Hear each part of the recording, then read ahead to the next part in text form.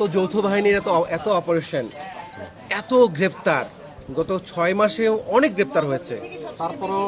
তারপরও এরকম Geneva camp ঠান্ডা হচ্ছে না, গোলাগুলি আপনারা নিয়ন্ত্রণে আনতে পারছেন না, এই ব্যাপারে যদি একটু বলতেন। না, আমরা নিয়ন্ত্রণে আনতে পারি, নিয়ন্ত্রণের চেষ্টা করতেছি।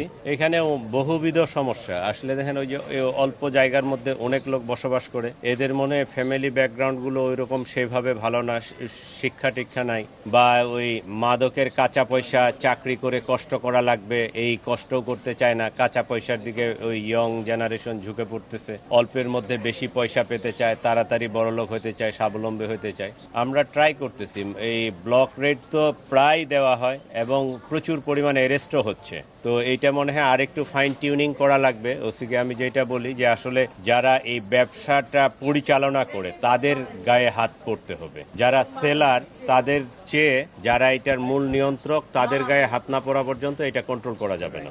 আমাদের মনে হয় আরও একটু কোয়ালিটেটিভ চিন্তা করতে হবে, আরও একটু ভালোভাবে চিন্তা করতে হবে। যারা গ্যাং লিডার, যারা এটার মানে নিয়ন্ত্রণ করে, যারা এখানে আধিপত্য বিস্তার করার চেষ্টা করতেছে, তাদের গায়ে হাত পড়তে হবে। তাদের গায়ে হাত না পড়লে এটা কন্ট্রোল করা যাবে না। টানা তৃতীয়বার অর্জন করেছে দেশের সেরা সুপার ব্র্যান্ড স্বীকৃতি বসুন্ধরা টিস্যু।